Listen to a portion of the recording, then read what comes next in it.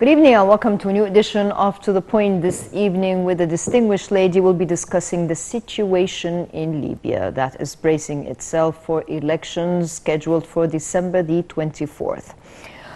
With us this evening to shed light on this issue is Dr. Marwa Mamdouh Salem, Professor of Political Science at the American University here in Cairo. A pleasure to have you with us as usual. Pleasure is mine, thank you.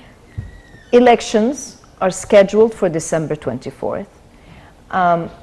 The latest development is that Saif al-Islam Muammar al-Qaddafi, the son of al-Qaddafi, is running for the elections. Your comment? Very direct to the point start, Dina. Well, but before I answer your question, I think it will be beneficial to shed some light on what's now happening in Libya. Okay. Well, the 24th of December, as you have just mentioned, is a turning point, a long-waited for step. Yes. Since 2011. Definitely. In 2015, the Sukhairat Agreement in Morocco under the sponsorship of the United Nations gave us a lot of hope. But 5 years actually later, this hope has completely disappeared for a number of reasons. I'm sure we're going to address them during our episode today. But since Beba took power in March, we've been all waiting for December. And then comes this bit of news today. Saif al-Islam al-Qaddafi is indeed a very controversial character, bearing in mind that he is wanted for the ICC years ago. Yes. But that's not preventing him from running for the presidency. Of course not. Bearing in mind also that he has some popularity. You cannot turn your back to this. He has supporters. Yes, very much so. Yes, and he's a public figure. And so far, we still lack that determining legal framework for the elections. And I think Paris conference today has emphasized the importance of the now reaching of this code of conduct of the elections. What are the rules? What are the regulations according to which the elections will be held? So while I'm talking to you now, I don't yet see a decisive legal barrier, talking legally, I mean, that prevents him from running for the election. Yes, from participating. But still we have a kind of 6 weeks ahead. We will see whether this bunch of regulations will be issued, and according to these regulations we will see whether he will be eligible for the elections or not. I was listening to some opinions today by some Libyan citizens, and some of them surprisingly were saying, let the past be in the past. We are looking ahead, and let everybody who wants to run for the elections present himself, present the program, and the final say, theoretically indeed, any elections, the final say is for the voters. Yes. So why are you concentrating now on who is running for the elections? Why not concentrating on the fact that what will come after the elections? Elections here in Libya, as I told you, is a long-waited for step, but it is not an objective in its own, by the way. It should be an instrument for starting to build the state. And here comes troubles. Here comes a lot of other things that need to be addressed. Should legally he be prevented from running? Because Saif al-Islam is quite popular. His father was popular to a lot of Libyans, and I would assume that at least the followers of his father will go for the son in addition to others. Should he be prevented from running for the elections?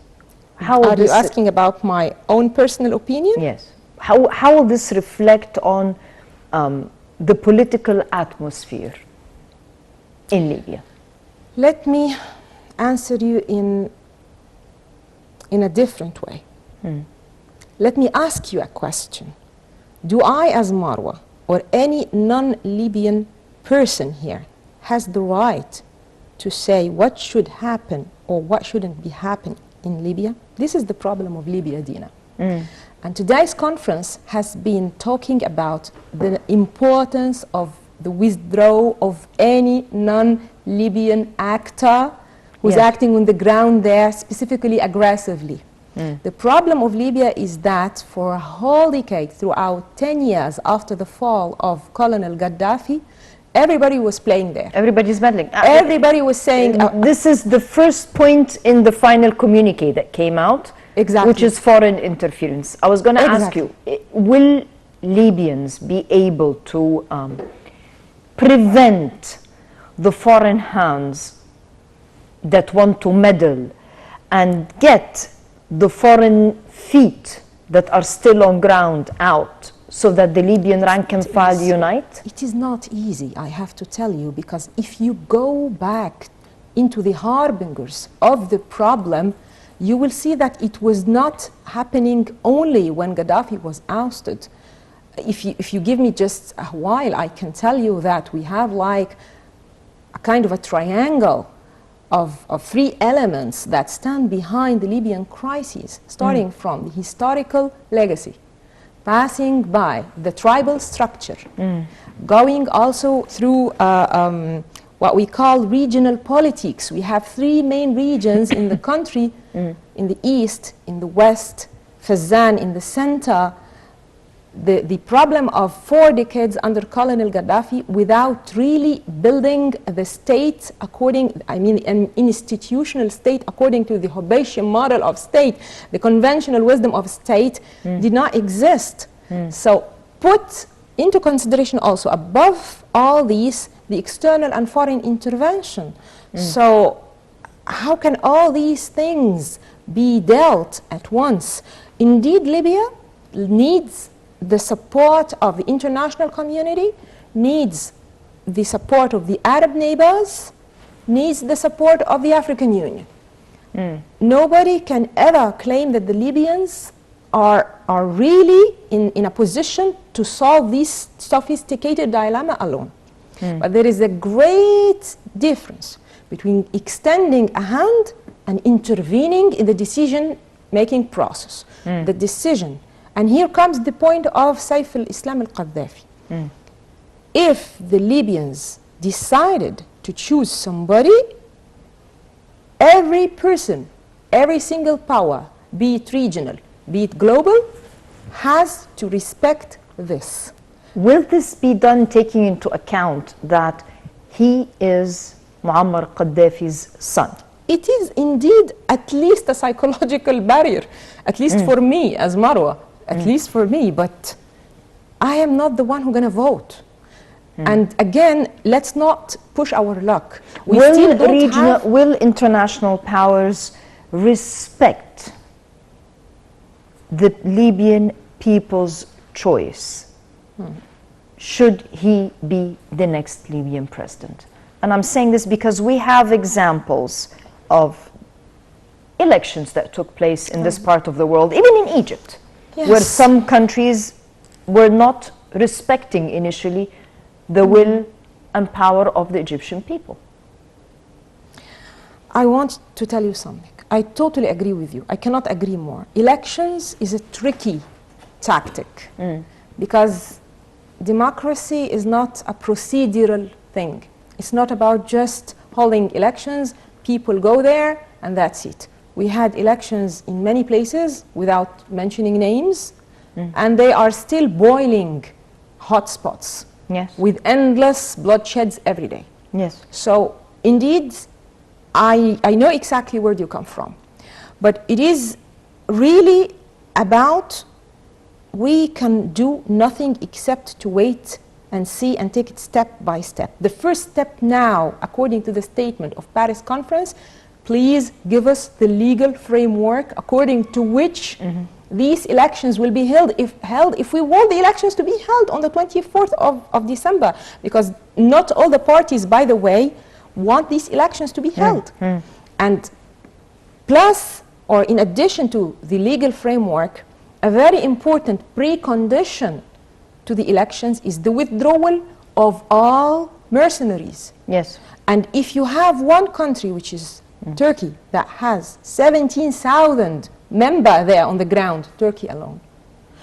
If you have other powers have been already like stationed there, some of them are very dangerous. Like you have even ISIS there, Al-Qaeda is there. Will the relevant parties, if I can label them that way, respect this and exit so the Libyans get their country back As far as I understand that up to today, up to Paris conference, there still has been a debate whether these mercenaries, the Wagner group elements, for example, whether they will withdraw in one step, or are they going to do this gradually? And you know what does it mean doing a gradual withdrawal? It may take many months ahead, while we have only 6 weeks. to the elections. Exactly, exactly. I know that it sounds complicated, and that's why when you keep asking about my opinion about a specific personality, a specific figure that will run to the elections, I can see actually that there are many, many other questions yet to be answered before reaching the point of X or Y or Z who will run to the elections. Will the elections be held amid all these preconditions that have not been fulfilled so far? And that's why when you read the statement and analyze it of Paris conference, every 2 or 3 sentences, they were repeating the importance of sticking to the 24th of December. You know what, Dina? If this, I don't want to be optimistic, but I am realistic. If this chance, this time, if we lost it, do we expect one more decade ahead of more and more complications in this really miserable part of the world? That's the point. You have elections scheduled in a few weeks, elections that the Libyan people have long waited for. And it can be disrupted by foreign parties on Libyan soil, which the world in a meeting said should get out. Not only foreign. I'm sorry to tell you, even some Libyans. I want to refer you to Mr. Dbeiba's statement when he said that the condition for him to hand over the authority is to have an election agreed on by all parties. You see this en parenthèse, what does it mean, agreed on? So can you guarantee that the elections that will be held will be fair, first of all, fair and square, free and fair? Number 2, that all the Libyan actors, all the Libyan parties agree on it. This is another condition set by Dbeiba. So the problem is not only coming from outside. Do not forget that we have a polarization. This society has been struggling against severe polarization now since 2014. What can reunite that country back? I mean, this was one of the strong countries in this region, and we don't want a repetition of an Iraqi scenario, for example. What can be done so that Libya can be reunited again? You can have elections. But let me disagree with you. Peace, and you have a country that needs to rebuild itself economically. Of course, a very rich country, but these natural resources are not used for the sake of the Libyan people. Actually, many foreign multinational corporations are gaining a lot of profits from these resources. Yes. And the minimum reaches the people, bearing in mind that they are only kind of, I think, 7 million, 6 million point 800. Yes. So they are not a big number, huge number. No, they're not. It's not a big population. Whereas Libya is the 9th country in the world list of the countries that have oil reserves. So very rich, with limited number of people. I can imagine that economic development and economic growth can be achieved in no time. Yes, if it's left alone. Exactly. And that's why it's not left alone, by the way.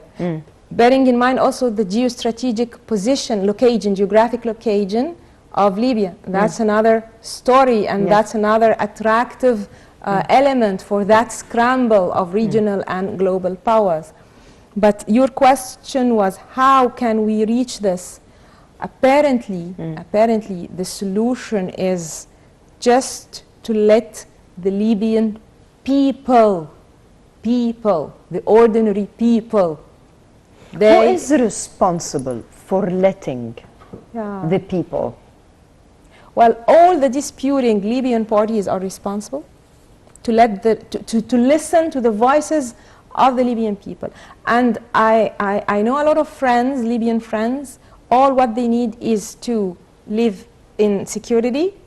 When they send their children to school, they are sure that they are returning back home. They want a stable country. And that they want like a good standard of living. They are not asking to be billionaires or the richest people on earth. So they are looking or seeking a normal life, only normal life.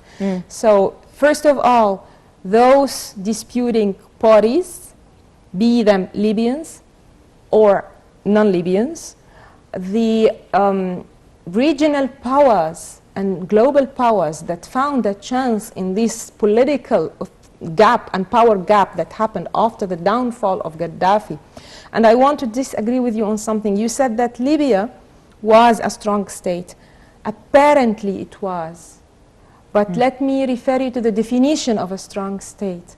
No, Libya was throughout 4 decades actually was not enjoying this kind of political development, economic development that lead it to be a strong state.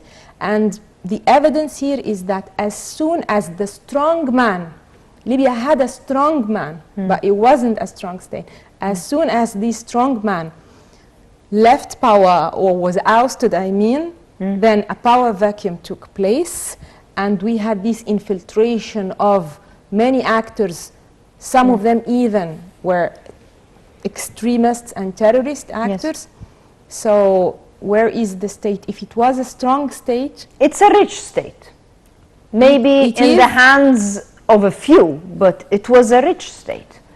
And now it was, and this is not the scenario. It has a lot of potential. It's a rich state, but not the people. It has, exactly, it has a lot of potentials. So far, still, these potentials are available, provided that they are extracted in a fair way and that there is a fair distribution of wealth. But bearing in mind the fact that the Libyan society is a tribal society par excellence, this is another problem.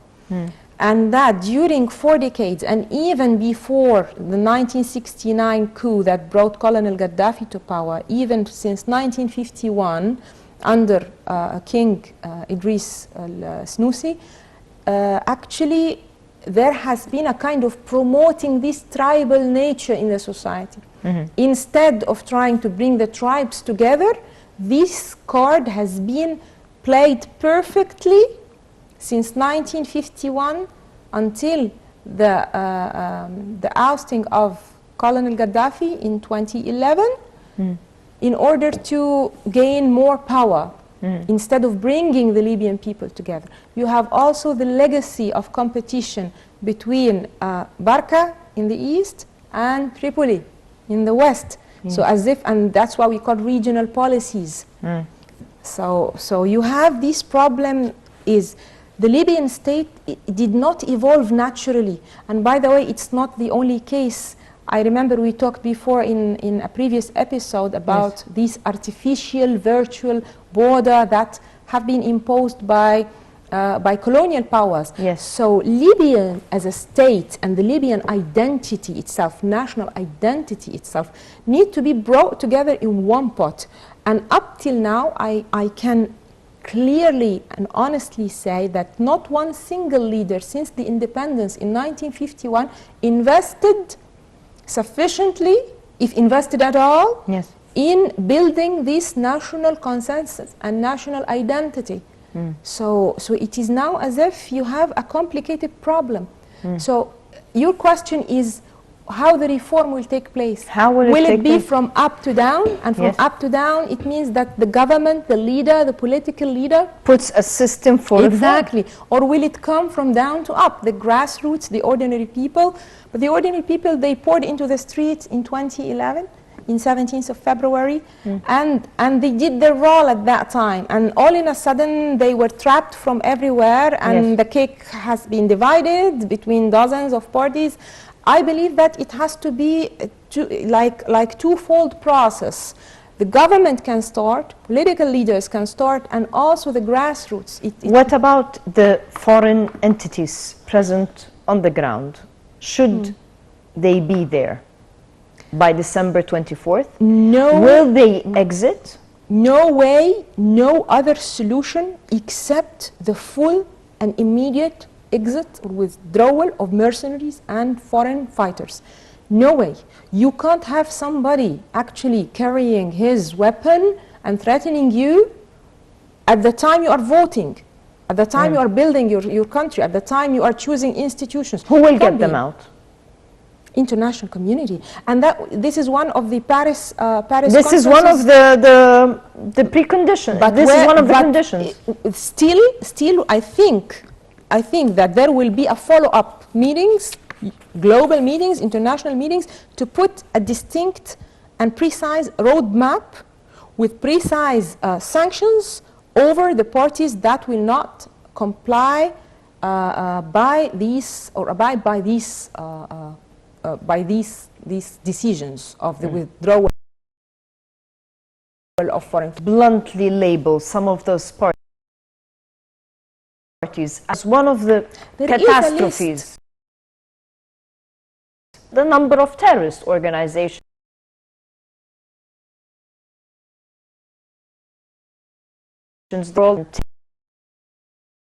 take of terrorist groups. So this is cut on the countries that sponsor these mercenaries or these militias. And I think that the European Union is serious about this, and the European powers are quite serious about this.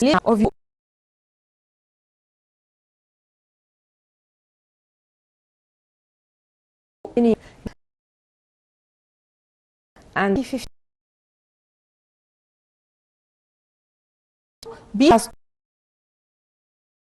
Karen yes.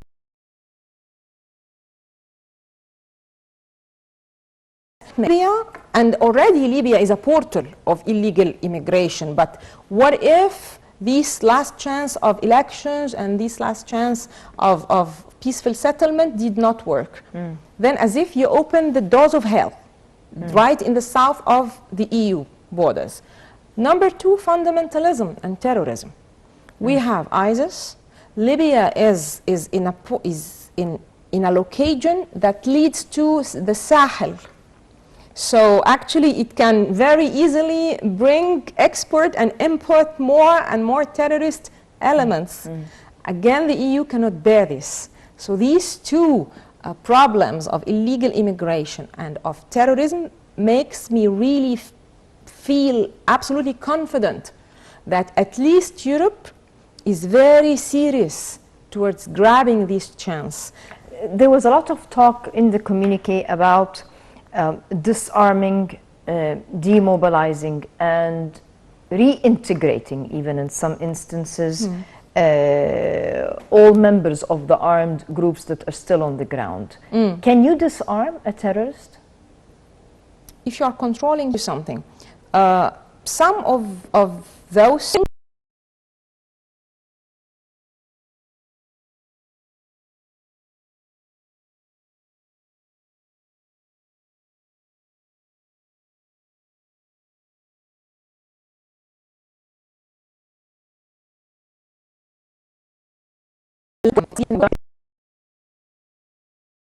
is the environment to act who they want, and more importantly, I I know the which time is really very, democracy. I know the time is very limited. I know, but we don't have other. What's the other alternative? To delve into deep talks with all parties, specifically foreign parties, may be enough. But about the idea of the Libyans themselves, who's going to respect the elections and the results of the election and who's not, this... Because it's not just a Libyan issue. I mean, if you have foreign parties that have certain agendas, they will want someone that will be representing their agenda in office. Let's be quite frank and to the point here. So if this person, Mr. X, is on the presidential seat and he will not be serving their interests, they will ignite things at the grassroots so that people come out and just not respect the choice of the majority. I really do not prefer to be that pessimistic. Although I know that it is very complicated. I know that the time is limited. But I also know that Libyan people are tired of all this, are exhausted, and they want they themselves to put an end to all this really suffering that has been for decades now. Decades. Yes. And specifically since 2011. Who will put the action plan from today to the 24th? Who is responsible for putting the action plan to democratic transition of power? You have the transitional bodies already. You have the Presidential Council as an advisor. You have the Supreme Electoral Commission. And you have the UN support and guiding. And you have other whom we can call friends of Libya, of regional and global powers. You have a lot of advisors, either Libyans, be them non-Libyans. So if it is about setting the legal framework, it is not something quite complicated. It's very easy, by the way. The easiest part of the story is to set regulations. Elections is not something new. Elections is a practice. In your opinion, what is the real challenge between today and the 24th? The real challenge. First of all, the precondition of withdrawing the mercenaries. We have Russia and we have Turkey on the ground now.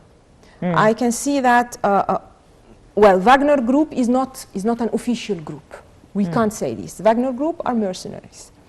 So I can't say that that Russia is formally or officially playing on the ground there.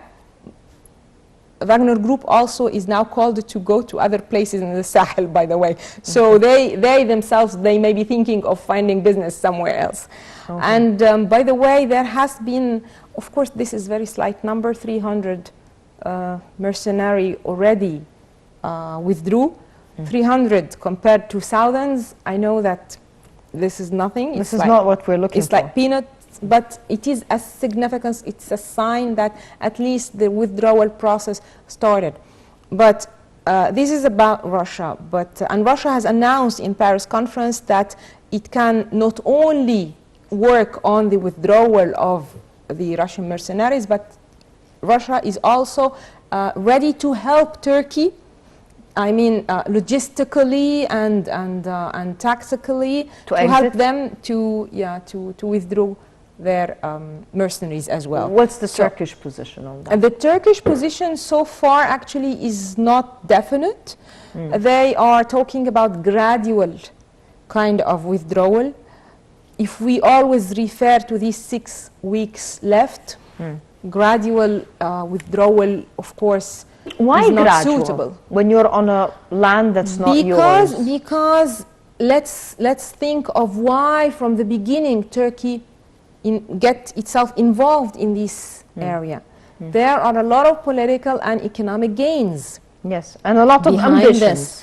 A lot of ambitions for regional and global role, for stronger influence, for expansion, for economic way out of the severe economic problem taking place home there in Ankara. Libya also, we don't want to forget the agreement of demarcating or drawing the maritime line between Turkey and Libya. Why Turkey signed this? Because there are a lot of resources, specifically natural gas, in East Mediterranean region. So all these economic benefits and political benefits brought Turkey to Libya. So why should Turkey withdraw now without achieving any kind of a profit or gains? So I believe that this is a kind of negotiation process. So kind of like tit for tat. What are you going to give me in order to withdraw? But this, of course, kind of talks, these kinds of, call it bargain, deal, it takes time. It takes time. But the world said set its position clear in the Paris conference that all foreign entities have to exit and leave the place conducive for proper political transition. Can Turkey not follow that? Taking into account that Erdogan had a lot of problems, can he antagonize, continue to antagonize? I don't think so. And if you look at the invented artificial diplomatic crisis that took place a couple of weeks ago, and the bomb of declaring 10 ambassadors as persona non grata, this was like a kind of shocking diplomatic decision. And in 48 hours or something, nothing happened, and it was all settled down peacefully. I think that these are all like cards which Ankara is playing to get the most benefit ever, because they are on the ground. They are already on the ground. They have been on the ground. So why should they, after all this investment of reaching the Libyan territories and funding and financing the existence of their representatives there, why they should just simply leave without any kind of strong reason? That's why I'm telling you that it's going to be a deal. But these kinds of deals, I'm not sure whether it will be declared or not, displayed or not. I don't know. But it is a mix of motivations and sanctions. You see this stick and carrot method, something like this. Not only towards Turkey, towards any foreign existence, because foreign existence now is really a big obstacle in front of any peaceful settlement of the Libyan crisis. Where is the U.S. in this? We don't hear us. There, behind the curtains, but there. Well, under President Biden's administration, there is, you must have realized, a continuous revision of the tools of U.S. in the Middle East. And we all remember the shocking scenes of the sudden American withdrawal from Afghanistan. The people are holding the aircraft and this stuff. Does this mean that the Middle East disappeared from the foreign policy list of priorities of the U.S.? I don't think so.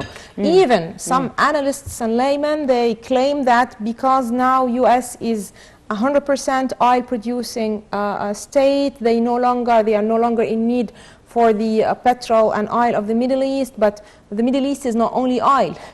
There are a lot of stuff that exists in the Middle East. But I believe that according to President Biden's administration, it is about not disengagement from the Middle East, it is changing the tools of engagement. And about this, I think that U.S. will continue to be an important player in the Middle East, but not directly, via other regional powers. Via other regional actors.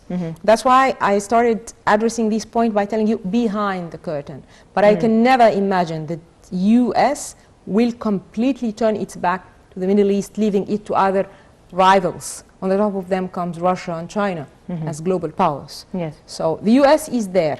But the most important role, I believe, it will be coming from Europe. What about the Arabs, the Arab League here? Because we see the Arab League keeping a very, very low profile. Because this is mirroring us.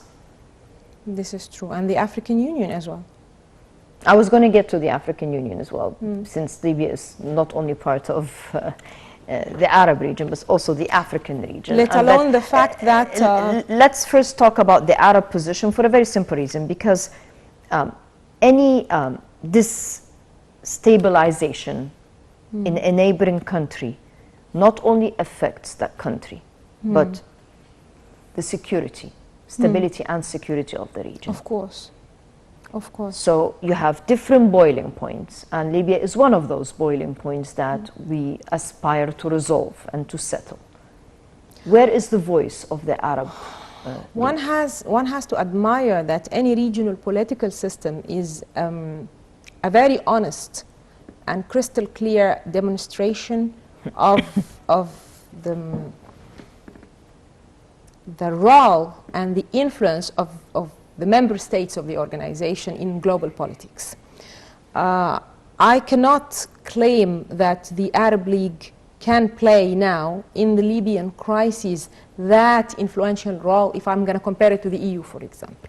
Okay. But I can indeed claim that some member states, some Arab states, on the top of them comes Egypt, can play this role, has been playing it and still playing it. And this is totally understood, totally understood. It's about our national It's our national security. It's our border. So by hook or crook, no way. But for the Arab League as an entire regional system, I don't really see, at least in the near future, I don't see that influential role, and I don't see a place, because actually all the seats are now occupied on the table. What about the African role? It is the same. You can say the same. If you look at now what's happening in Ethiopia, what's happening in Sudan, what's happening in Sahel, what's happening in Mali, actually the agenda is full, is completed, and there is already a strong regional powerhouse, which is Egypt, playing an influential role. So consider it, we call it like a subsidiarity principle. So as if Egypt, consider it mandated by the two political systems to play this role. But this is only, again, to be optimistic. This is only in the near future. But I do believe that in the long term, we need a strong Arab League. History says that we need a combined cooperation and coordination or coordinated effort between us if we want to survive in this sophisticated world today. So consider it like a call from here, from this studio. The Arab League did not die. The Arab League is there, but its role needs really to be revised. The same can be said about the African Union. Otherwise, don't then think of Arab solutions for Arab problems and African solutions for African problems. Yes, if we really want these two principles to be implemented on the ground, then we need strong institutions, regional institutions. Dr. Marwa, unfortunately, our time is up. I'd like to thank you very much for joining us this evening. Always a pleasure to have you with us. The pleasure is mine. Thank you very much. I'd like to thank you, the viewers. Wish you a very pleasant evening, and we'll see you same time next week. Until then, good night.